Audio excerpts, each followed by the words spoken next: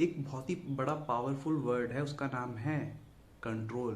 Control एक ऐसा word है जिसमें बहुत शक्तियाँ हैं, और शक्तियाँ इसमें ये है कि ये बहुत सारे लोगों की प्रॉब्लम्स को सॉल्व कर सकता है, बहुत सारे लोगों की डिफ़िकल्टीज़ को कम कर सकता है, बहुत सारे लोगों का दुख ये कम कर सकता है, बहुत सारे लोगों की मिजरी सैडनेस को ये कम कर सकता है।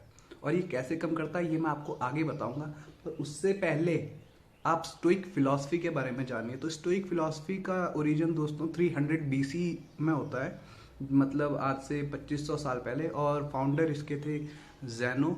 और 300 बीसी के बाद काफ़ी लोग आते हैं और अपना इन्फ्लुएंस करते हैं स्टोइक फिलॉसफी में, और धीरे धीरे उसे बेटर बेटर बेटर बनाते रहते हैं। और खासकर 3 लोगों का इसमें बहुत कंट्रीब्यूशन है। फर्स्ट है मार्कस ऑरेलियस, जो कि रोमन एम्पायर के एम्परर भी थे, और दूसरे हैं एपिक्टीटस। एपिक्टीटस एक गुलाम थे रोम में ही, और तीसरे हैं सेनेका। सेनेका एक मंत्री थे। तो स्टोइक फिलॉसफी का एक बहुत ही फंडामेंटल प्रिंसिपल है, और वो ये कहता है कि दुनिया में 2 टाइप की चीज़ें होती हैं। दुनिया में 2 टाइप की चीज़ें होती हैं। एक चीज़ होती है वो जो हम कंट्रोल कर सकते हैं, और दूसरी चीज़ वो होती है जिसे हम कंट्रोल नहीं कर सकते। तो स्टोइक फिलॉसफी कहती है कि जिस चीज़ को तो हम कंट्रोल कर सकते हैं उसे तो हमें कंट्रोल करने की कोशिश करनी चाहिए, उसके बारे में हमें खूब सोचना चाहिए, और एक तरीके से टेंशन भी लेनी चाहिए। पर जिस चीज़ को हम कंट्रोल ही नहीं कर सकते उसके बारे में हमें कभी सोचना ही नहीं चाहिए। तो दोस्तों अब दूसरा सवाल ये आता है कि हम किस चीज़ को कंट्रोल कर सकते हैं। तो स्टोइक फिलॉसफी हमें बताती है कि हम कंट्रोल कर सकते हैं अपने आप को, और अपने से रिलेटेड चीज़ों को। हम अपने थॉट्स को कंट्रोल कर सकते हैं, हम अपनी फीलिंग्स को कंट्रोल कर सकते हैं, हम अपने बोले हुए वर्ड्स को कंट्रोल कर सकते हैं, हम अपने एक्शंस को, अपनी चॉइसेस को, अपने बिहेवियर को, अपनी आदतों को, अपने रूटीन को, अपने हार्डवर्क को, हम इन सारी चीज़ों को कंट्रोल कर सकते हैं। तो हम कंट्रोल किस चीज़ को नहीं कर सकते। नेक्स्ट सवाल ये आता है कि हम किन चीज़ों को कंट्रोल नहीं कर सकते।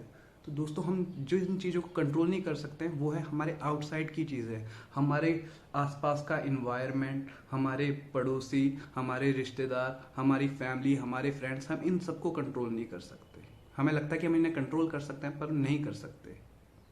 कोई आपसे बदतमीजी से बात करता है, आप उसे कंट्रोल नहीं कर सकते। कोई आपको बार बार कमेंट पास करता है, आप उसे कंट्रोल नहीं कर सकते। आप चाहते हो कि कोई इंसान आपको अच्छा माने, आपको पसंद करे, लोग आपकी बात से काफ़ी प्रभावित हों, आप कंट्रोल नहीं कर सकते। तो आप किस चीज़ को कंट्रोल नहीं कर सकते? जो आपकी आउटसाइड की चीज़ें हैं। तो दोस्तों स्टोइक फिलॉसफी क्या कह रही है कि जो कंट्रोलेबल है उसको तो कंट्रोल करने की कोशिश करो, लेकिन जो अनकंट्रोलेबल है उसे लात मार दो, उसे बिल्कुल एलिमिनेट कर दो अपनी ज़िंदगी से, उसके बारे में सोचो ही मत। और इसका कारण स्टोइक फिलॉसफी ये बोलती है कि हमें क्यों अनकंट्रोलेबल को कंट्रोल नहीं करना चाहिए। वो ये है क्योंकि जब हम अनकंट्रोलेबल को कंट्रोल करना चाहते हैं तो हम कंट्रोल तो कर नहीं पाते। तो इसका अफेक्ट ये होता है कि हमारे अंदर नेगेटिव इमोशंस डेवलप होते हैं, और नेगेटिव इमोशन से नेगेटिव थिंकिंग डेवलप होती है, और इसी की वजह से काफ़ी लोग ट्रॉमेटिक मेमोरीज डेवलप कर लेते हैं, क्योंकि वो काफ़ी लोगों को कंट्रोल करना चाहते हैं, उनसे कुछ एक्सपेक्ट करने लग जाते हैं और वो पूरा हो नहीं पाता, तो इंसान को बुरा लगता है, और उसकी वो मेमोरी के लिए, उसके ब्रेन के लिए, उसके माइंडसेट के लिए, उसकी पर्सनैलिटी के लिए वो चीज़ अच्छी नहीं है। तो ये कारण है कि स्टोइक फिलॉसफी मना करती है। और दूसरी चीज़ जो मेरे को सबसे बड़ा रीज़न है, जो जिसे मैं मानता हूँ कि क्यों हमें अनकंट्रोलेबल को कंट्रोल नहीं करना चाहिए, वो ये है क्योंकि बहुत सारा टाइम वेस्ट हो जाता है। बहुत सारी हमारी लाइफ लोगों को मनाने में, लोगों को खुश करने में, उन चीज़ों के बारे में रोने में ही बीत जाती है जिन्हें हम कभी कुछ चेंज कर ही नहीं सकते।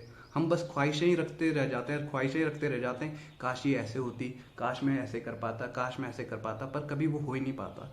तो हमारी ज़िंदगी क्या है, अनकंट्रोलेबल को कंट्रोल करने में ही चली जाती है। तो दोस्तों ये थी आज की वीडियो। मुझे उम्मीद है कि आपको अच्छी लगी होगी। तो आप कमेंट सेक्शन में ज़रूर बताइएगा कि आपको कैसी वीडियो लगी, और अगर आप कुछ हमें बताना चाहते हो तो आप वहाँ पे हमें बिल्कुल बेझिझक होकर बता सकते हैं।